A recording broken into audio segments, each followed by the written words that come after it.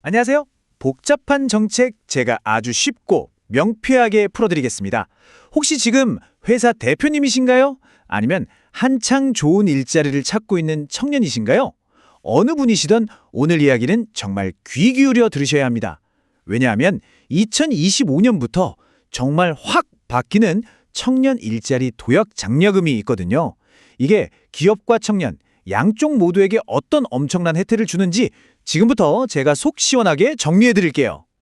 네, 맞아요. 잘못 보신 게 아닙니다. 2025년에 바뀌는 것 중에 가장 큰 변화가 바로 이거예요. 지금까지는요, 이 지원금이 회사한테만 갔어요.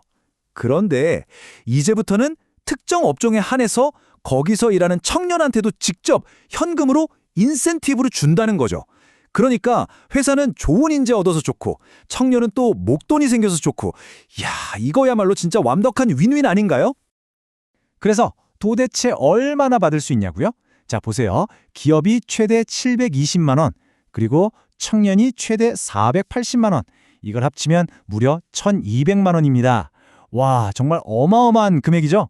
자, 그럼 이 엄청난 혜택을 받으려면 어떤 조건을 갖춰야 하는지 지금부터 본격적으로 한번 파헤쳐 보겠습니다. 자, 첫 번째 순서입니다. 우리 회사 대표님들 먼저 집중해 주세요.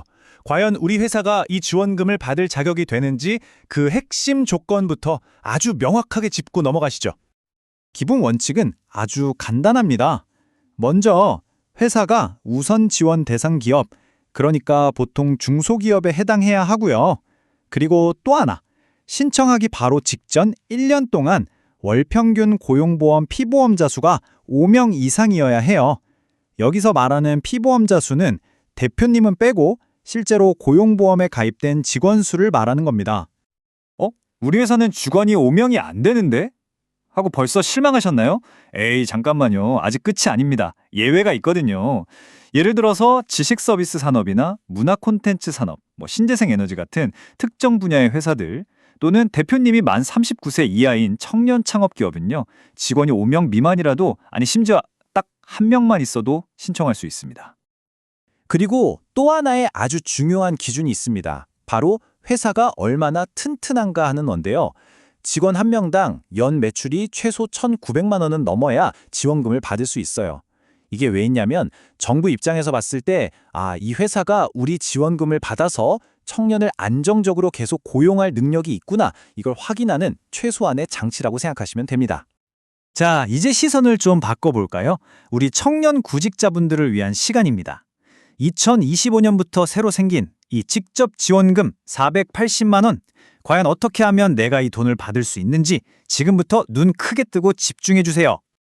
이 제도가요, 사실 크게 두 가지 유형으로 나뉘어요. 가장 핵심적인 차이가 뭐냐면 청년한테 직접 돈이 가느냐, 안 가느냐, 바로 이겁니다. 자, 1유형은요, 취업 애로 청년이라고 해서 좀 더 도움이 필요한 청년을 채용할 때 기업에게만 지원금이 가는 방식이에요. 반면에 올해 새로 생긴 2유형은요, 제조업처럼 사람이 부족한 특정 업종에 취업하는 경우 취업 애로 이런 거 상관없이 기업이랑 청년 모두에게 지원금이 지급됩니다. 이 그래프를 보시면 아마 한눈에 딱 이해가 되실 거예요. 보세요. I 유형이든 E 유형이든 기업이 최대 720만 원을 지원받는 건 똑같죠? 하지만 결정적인 차이, 바로 여기 청년 지원금입니다. 오직 이 유형, 그러니까 특정 업종에 취업한 청년만이 480만 원의 장기 근속 인센티브를 받을 수 있다는 거, 이게 핵심입니다. 그러면 아까 말했던 1형의 대상, 취업 애로 청년은 대체 어떤 청년들을 말하는 걸까요? 예를 들면 4개월 이상 쭉 실업 상태였거나 고등학교 졸업 이하의 학력이거나 아니면 대학교 졸업은 했는데 고용보험에 가입해서 일한 기간이 다 합쳐서 12개월이 안 되는 청년들이 바로 여기에 해당됩니다. 정부가 이런 청년들이 사회에 첫 발을 잘 내디딜 수 있도록 특별히 더 돕기 위해서 만든 기준이라고 보시면 돼요. 자, 다시 청년이 직접 돈을 받는 이형양 이야기로 돌아와서요. 이 480만 원이 한 번에 통장에 팍 꽂히는 건 아니에요. 2년 동안 꾸준히 일하는 걸 응원하기 위한 인센티브거든요. 그래서 6개월 일할 때마다 120만 원씩 총 4번에 걸쳐서 나눠서 지급됩니다. 와, 사회초년생한테는 정말 든든한 목돈이 되겠죠? 자, 이제 기업 대표님도 청년 여러분도 모두에게 중요한 신청 방법입니다. 뭔가 서류도 많고 복잡할 것 같다고요? 전혀요. 생각보다 아주 간단한 3단계로 딱 끝납니다. 모든 신청은 고용24라는 포털 사이트에서 온라인으로 진행됩니다. 자, 첫 번째, 기업이 먼저 우리 사업에 참여하겠다고 신청해서 승인을 받습니다. 두 번째, 승인이 나면 청년을 채용하고 나서 전산에 등록을 하고요. 마지막으로 6개월 이상 고용을 잘 유지한 뒤에 지원금을 신청하면 끝! 정말 간단하죠?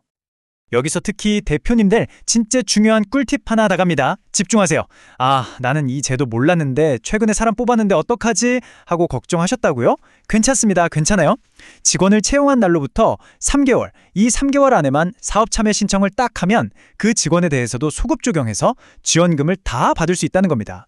이거 진짜 모르면 손해보는 거거든요. 그러니까 최근에 채용하신 분이 있다면 지금 당장 확인해 보셔야 합니다. 아셨죠? 자, 드디어 마지막입니다. 이 좋은 지원금 안전하게 잘 받기 위해서 반드시 꼭 알아야 할 주의사항들입니다. 혜택이 큰 만큼 우리가 지켜야 할 규칙도 아주 명확하거든요. 이 부분은 정말 주의 깊게 들으셔야 해요. 나중에 가서 저는 몰랐어요. 이런 변명이 통하지 않을 수 있습니다. 그냥 단순한 실수라고 해도 만약에 이게 고의 또는 중대한 과실이라고 판단되면요. 받았던 지원금 전액을 돌려줘야 하는 건 기본이고요. 심하면 최대 5배의 벌금까지 물 수 있습니다. 정말 조심해야겠죠? 그리고 가장 중요한 규칙 중 하나가 바로 이겁니다. 지원금을 받는 청년을 채용하기 3개월 전부터 그리고 채용한 후 1년까지 절대로 경영상의 이유로 기존에 있던 직원을 해고하면 안 됩니다. 한마디로 원래 있던 사람 내보내고 그 자리를 정부 지원금 받아서 새 사람으로 채우는 그런 꼼수를 막기 위한 조항이라고 보시면 돼요. 실제로 어떤 경우에 부정수급으로 걸리는지 궁금하시죠? 표에 나와 있는 게 바로 대표적인 사례들입니다. 예를 들어서 일도 안 하는 가족이나 친구를 직원인 것처럼 서류만 올려놓는다거나 다른 정부 지원금이랑 중복해서 이중으로 받는 경우 같은 것들이요. 이런 행동은 그냥 실수가 아니라 명백한 범죄니까 절대 해서는 안 되겠죠. 자, 오늘 2025년 청년 일자리 도약장려금의 모든 핵심 내용을 샅샅이 살펴봤습니다. 어떠세요? 우리 회사도 그리고 나 자신도 이 좋은 기회를 잡을 수 있을지 막 궁금해지지 않으신가요? 망설이지 마시고 지금 바로 공식 홈페이지인 고용24에 들어가 보세요. 자격이 되는지 직접 확인해 보시고 이 엄청난 1,200만 원의 혜택 절대 놓치지 마시길 바랍니다.